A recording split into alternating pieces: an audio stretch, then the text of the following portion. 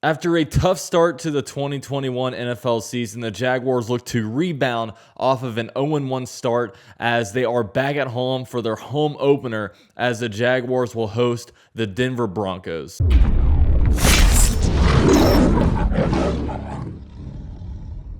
Now, I would sit here and kind of break down the Broncos side of things. However, I'm not a Broncos expert. So I'm going to go ahead and clip in here and a Broncos expert. We have over here Jeremy from Case by Case Sports Show to break down the Broncos side of things coming into this game. Hey, what's going on, everybody? This is Jeremy Case here with the Case by Case Sports Show here to do a preview on the Denver Broncos side for this Sunday's matchup between the Denver Broncos and the Jacksonville Jaguars Week 2 matchup. I'm just going to be breaking down some strengths and weaknesses of the Broncos as well as a few injury updates for this game. Now, as we know, in Week 1, the Broncos had very key injuries happening to them, specifically with defensive back Ronald Darby, now likely to be out a couple of weeks, as well as Jerry Jeudy being out for an extensive amount of time. How much time that is completely unknown at this point. We have no clue, but the suspicion is that he might be out anywhere from about 4 to 6 weeks here for the Broncos. As of Wednesday's practice report, Graham Gaslow and Shamar Stephen did not practice on Wednesday. Bradley Chubb was limited, as well as Shelby Harris was limited as well. Noah Fant did practice, even though he had a little bit of a knee injury. So Vic Fangio said today, probably within the next few hours of this morning, he will have an update on if Bradley Chubb will play or not this weekend. That will be somewhat of a determining factor of the outcome of this game, but not the complete determining factor for the outcome of this game. Now, for the Broncos' strengths, is obviously, as we saw last weekend, that offense with the way that Teddy Bridgewater runs it, how he showed out.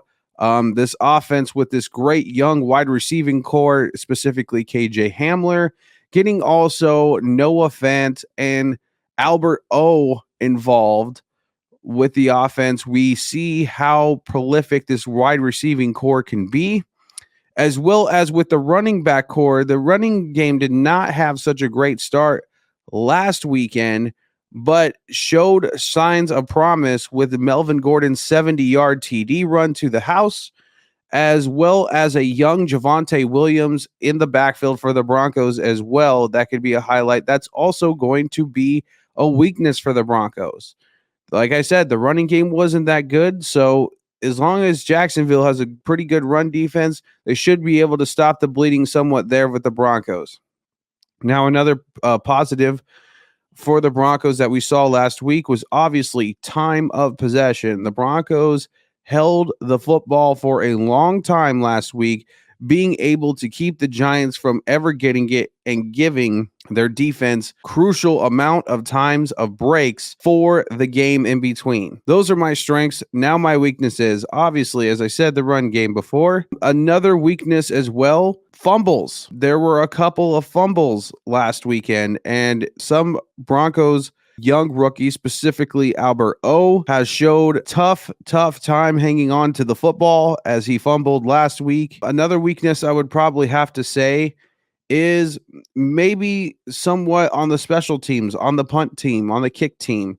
A lot of penalties being thrown the Broncos' way last week from the punt and the kick side of things. And there's also, like I said, there's a couple of injuries we're dealing with too.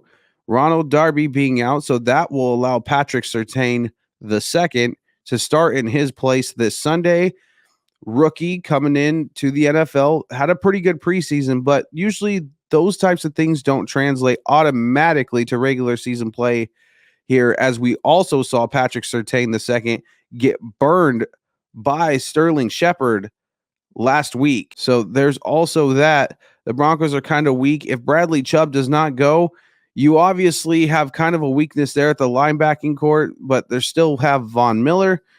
Shelby Harris, obviously being limited to practice, might not go this weekend as well.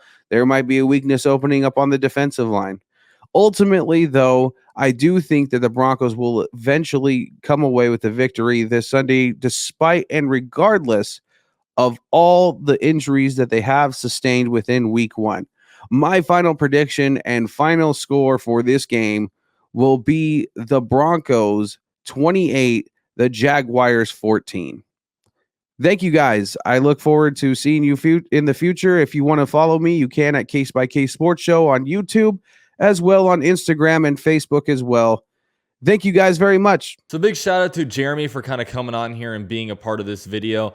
Now I kind of want to talk about really the Jaguar side of this game, man. And it's tough right now, man. It's tough. I mean, I'm not going to be negative, but I got a great sense of the fan base. And really what's going on right now is that the Jaguars, after one game, just sucked the life out of a lot of fans. You know what I mean? It wasn't that they lost against the Texans, but it was that they got kind of outplayed on every part of the game, from coaching to the offense to the defense. They got outplayed by a team that the Jaguars, while the Jaguars aren't supposed to be great, the Texans were like the biggest dumpster fire of this offseason. And they were just completely outplayed, and it sucked the life out of a lot of us.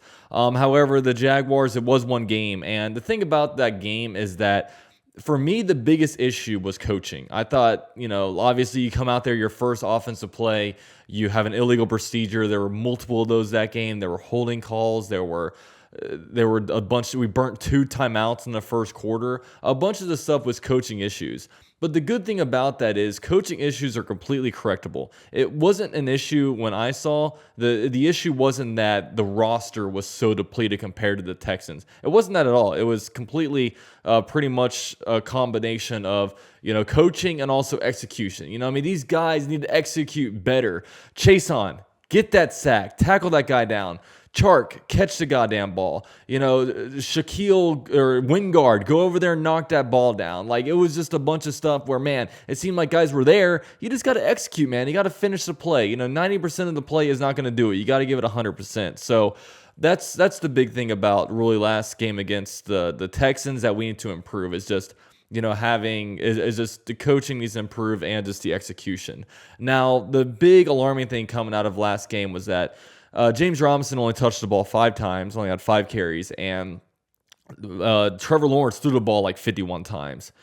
That can't happen again, obviously. And I know when I did a pregame show with Tom McManus, we kind of talked about, the Jaguars need to figure out an identity to the offense. And I saw it. I was like, look, we have Trevor Lawrence, we have Marvin Jones, DJ Chark, we have a bunch of receiving weapons. We need to come out there. We need to throw first. We need to establish, our identity needs to be the passing game. But as I look at it, I didn't really think of the offensive line. That we had the same exact offensive line on the running game and the passing game. However, one thing that this offensive line has proved is that it is much better at run blocking than it is pass blocking. Back-to-back seasons with 1,000-yard rushers, and 2 different 1,000-yard rushers. 2019 with Leonard Fournette, 2020 with James Robinson. So the Jaguars need to, especially when you look at the Broncos defense, how they've got good pass rushers, Von Miller, Bradley Chubb, and also the defensive back group is great with, now they're going to be featuring Patrick Surtain. So that pass defense is very, very good. So the Jaguars, they need to establish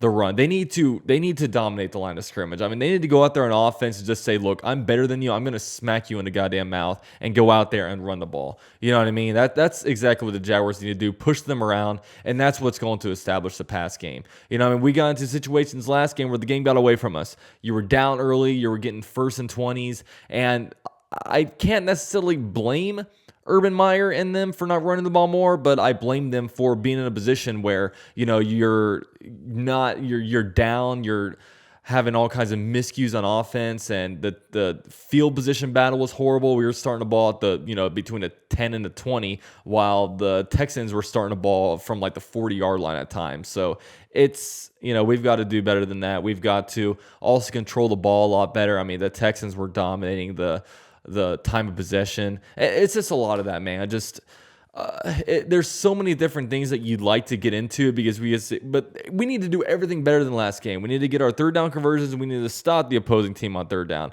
We need to sack the quarterback this game. I mean, Teddy Bridgewater is a little less mobile than Tyrod Taylor, but dude, in another week we have Kyler Murray, who is right up there with Lamar Jackson when it comes to hard to get down. So we just need to get home.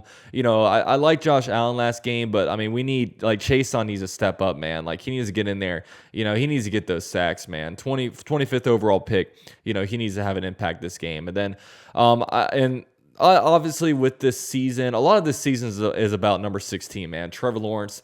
I liked watching him last game, and I think it's a real gift to be able to keep watching him. So I want to continue to see progression out of him, but we need to help him out, man. We need to get the run game going. We need to stop having these dumb penalties. We need to catch the ball. We can improve a lot from last game. It's funny, one thing I tweeted out was that going into the season, all Jag fans were like, look, we were 1-15. It can't get much better than, or it can't be much worse than 1-15. Now, after last Sunday's game, we say, well, it can't get much worse than last Sunday's game. So we're in a situation, there's so many different things we have to improve on. Hopefully we do. And it'd be big to go kind of 1-1 this game and kind of, regain some positive momentum for the season and just for this team in general, and especially I think it's huge for Urban Meyer. Urban Meyer's name is being dragged through the mud, not only this offseason, but just after this week. And, people were super examining his body language, and they're saying, oh, he wants to go to USC for the head coaching job. There's also, reports about the locker room, how he's yelling at coaches, and it's just kind of miscombobulated in that way. Urban Meyer needs this win. We need to get these guys rallied up. Urban Meyer needs to actually go out there and coach. You know what I mean? I know he's been leaning a lot on Darrell Bevel and Joe Cole and a lot of the NFL guys to kind of teach him the ways of the NFL. Now it's time for him to say, this is my team. That I'm going to control this. Things are going to be done my way. And, Urban Meyer did not win those national championships by accident. He straight up didn't. So it's time for him to establish himself in the NFL, make sure that this is his team and how things are going to be run. And, we go out there and we do our thing on Sunday. So I don't expect the Jaguars to win this. It's going to be the same position as last year. I'm not going to pick the Jaguars to win until they actually win. Last year, me picking Jaguar games, I went 15-1 doing that same thing. So Jaguars, I'm not going to pick them to win, but we should be at least competitive is all I'm going to say. So with all that said, thank you guys so much for watching my video.